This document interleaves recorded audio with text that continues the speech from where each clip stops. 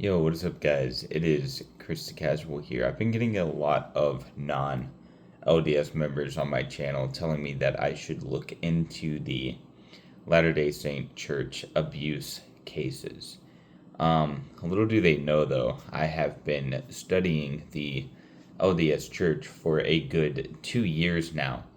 And during that process, I've obviously have stumbled upon the abuse cases and abuse allegations and things like that. And I've already done a lot of research on the abuse cases. And so I wrote down a little speech um, that kind of shows what I think about the abuse cases and how we should handle it. Before I read that speech, I've gotten comments saying that all my videos seem to be AI generated, and yes, my thumbnails are AI generated, but when I write down a speech, I carefully think about what I want to say, and anything that I think about, I write down. My speeches are not AI, but my thumbnails are definitely AI because I don't know how. I don't have the talent to make a thumbnail myself. I'm just not that talented to make a thumbnail. Or maybe I'm just saying I'm not talented because I'm trying to be humble, but I just don't have the time also to make a thumbnail myself. So I just pop up AI and like take a picture of myself, send the picture and say, hey, make a thumbnail about this specific topic and give it what I want the thumbnail to say. That's what I do. But yeah, my speeches not AI. I write those down. My fiance can testify that I make my speeches myself. But let's go ahead and read this speech here. Work has got me beat. I am so thankful that I have a day off tomorrow. I do not have a day off today, though. That kind of sucks. Oh boy, I wish I did, because I do not feel like going in. My body hurts.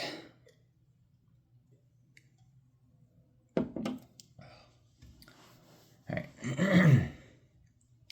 Today I want to talk about something difficult, emotional, and deeply personal for a lot of people about inside churches, especially the pain and confusion surrounding abuse cases connected to the Church of Jesus Christ of Latter-day Saints. And of course, my phone shuts off. It's not an easy topic for many people. Church is supposed to be the safest place in the world. It's supposed to be where families find peace, where children are protected, and where people go to feel closer to God. So when abuse happens inside a church, especially by someone in leadership, it creates that kind of a pain that cuts deeper than words can explain. I know this is something many people struggle with emotionally, spiritually. I've struggled with it too. One of the hardest questions people ask, and by people I mean me, because I ask this question a lot. If bishops are church leaders, are truly called by God, then why do some of them commit terrible acts? That question can shake someone's faith. It can create anger, confusion, heartbreak, and even distrust toward religion altogether. And you see it many times. People say that the church hurt them. The church did this, the church did that. And honestly, pretending that question doesn't exist, it helps nobody. It really doesn't.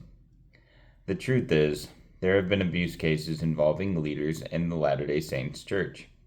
There have been victims, there have been families hurt, and those victims deserve to be heard. They deserve compassion, they deserve justice. Protecting children and vulnerable people should always come before protecting reputation or institutions. Anyone who abuses a child, manipulates someone spiritually, or harms women or families should be held accountable. Period. Being a bishop, pastor, priest, youth leader, or religious figure should never place someone above the law. But at the same time, I think it's important to step back and look at the bigger picture. honestly and fairly. Abuse is not unique to one church. It has happened in Catholic churches, Protestant churches, Baptist churches, Jehovah Witness congregations, schools, sports organizations, families, and sadly almost every institution made up of human beings. Evil people sometimes hide behind positions of trust because trust gives them access and power. The reality is horrifying, but it's true. And statistically speaking, when people compare numbers across a large regional religious organizations, not regional, around the world, many other institutions have had far more documented abuse cases than the Latter-day Saints Church. That does not erase the pain of even one victim inside the Mormon Church, though. One victim is already too many. But it does remind us that this is ultimately a human problem, not just a Mormon problem. Sometimes people imagine bishops and church leaders as almost superhuman. Like, if they are called by God, and I've had this question too, if they are called by God, they must automatically become perfect people. In the Latter-day Saints faith, bishops are usually ordinary members of the community. They are fathers, neighbors, workers, teachers, mechanics, business owners, regular people trying to serve. Most are good people doing their best, most genuinely care about others. But they are still humans. And humans are capable of incredible goodness, but they're also capable of terrible evil. I mean, look at the story of Cain and Abel. Since the beginning of time, there were evil people in the world. And honestly, I want to tell a little bit more about my story and how I was capable of terrible evil. Now, a lot of people know a little bit about me dabbling into homosexuality. I admitted that in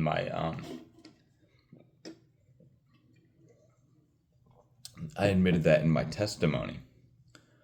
But some people also know now, since I was on Word Radio, and also a little bit in my testimony, I shared that I was a Satanist. But I went into more depth on what a Satanist meant, and that I used it to mock Christianity, and I did that all the time, which some people would also see as evil and straight blasphemy. Well, there's more blasphemy things that I've done in my past that I have not shared on the channel, and I think sharing my story on the channel will show that humans are imperfect people, and we all need work. We're all working towards trying to be better people. Now, I'm not comparing myself to, someone that abuses children or anything. I've never done that. But the Bible also says that one sin is no greater than any other sin. So if you sin, you're basically committing the same sin as everybody else, because it's all lumped in there together. That's my understanding of it anyway. So I used to be obsessed with like satanic symbols, satanic imagery, and dare I say it, like serial killer things. I would watch videos on the internet of like beheadings and people getting mutilated, and real live videos on a website that is now banned that used to show these things. And I used to sit there and watch them and enjoy it. And of course, my Heavenly Father has taken all that away. I feel deeply horrible about doing so now, obviously. I've repented of those things, and I will never go back to it, because it's just horrible overall. It's just not something that somebody should be watching anyway, especially at the age that I was doing so. But it just goes to show that any human being in the entire world is capable of evil and terrible things. But that's just a little more to share about my story and how far I've come as a person.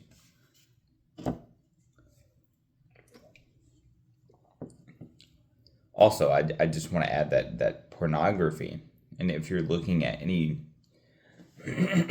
type of pornography imagery, that alters your brain, and it changes the way you think, and it also changes the way that you look at women, because it objectifies women, and we should not be doing those things.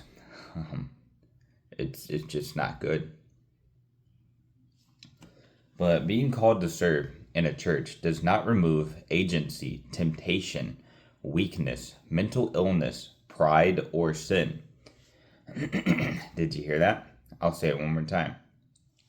Being called to serve in a church does not remove agency, temptation, weakness, mental illness, pride, or sin. God calling someone to serve does not turn them into a robot incapable of making horrible choices. Throughout the Bible, even people chosen by God still made devastating mistakes. Some committed serious sin. Human imperfection, sorry about that, has existed in religion from the very beginning. Now, that reality may completely answer the emotional question people have, because emotionally, people still wonder, why would God call someone dangerous into a position of authority? And I don't think there's an easy answer to that. Some questions hurt because they don't fit into neat explanations, but I do believe that there's an important difference between the gospel people believe in and the imperfect people trying to live it. A church can teach love, kindness, repentance, honesty, and protection of children and still have members or leaders who betray those teachings. That betrayal doesn't make the abuse acceptable. In fact, it makes it even more tragic because the abuser violated sacred trust, and also he broke his covenant that he made with God. And for survivors listening to this, if you were hurt by someone in a church setting, your pain is real.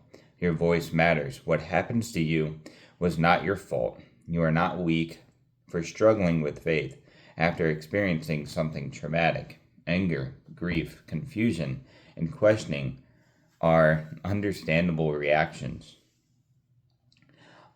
It's called trauma that people are still trying to work through.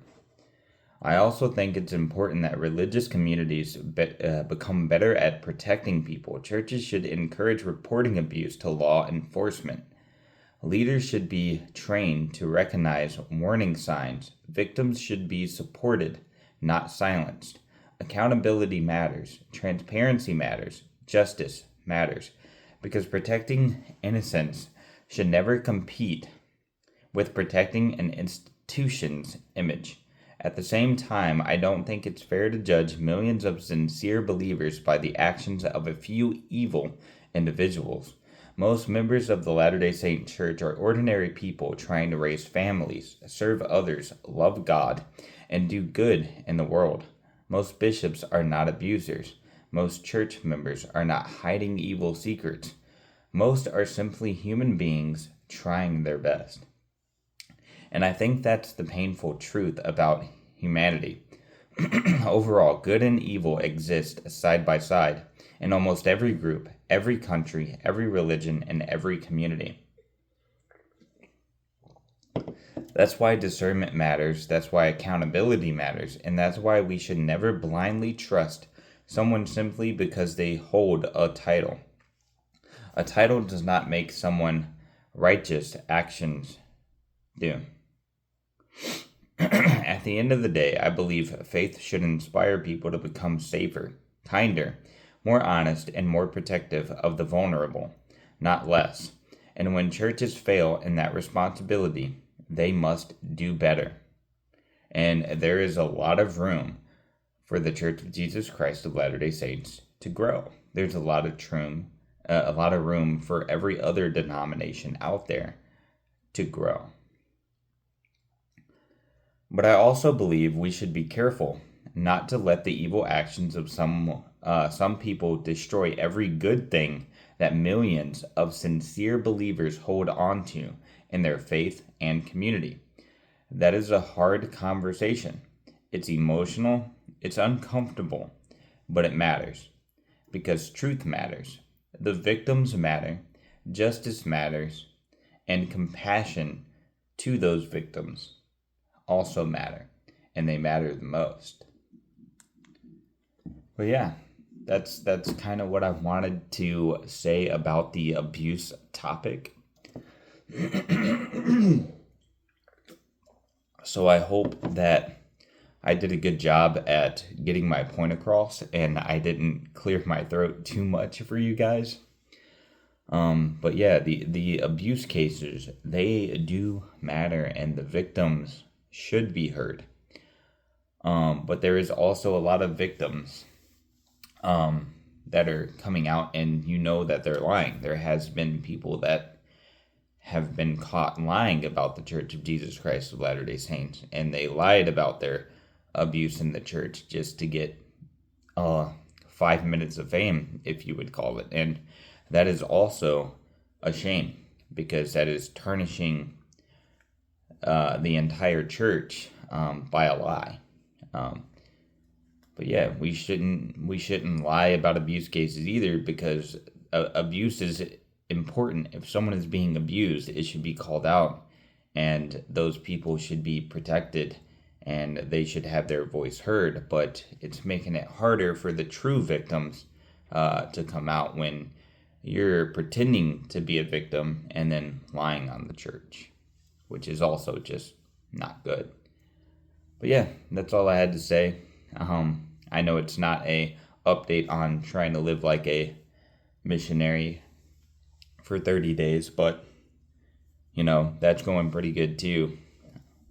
But I figured that this would just be a more important topic to make because I've been getting a lot of comments telling me that I should look into the abuse cases on the church, and this is my thoughts on those abuse cases. But like always, God bless. I hope you all have a great and wonderful day. I know this is probably going to be a difficult video to listen to, but I'll see you guys in the next one.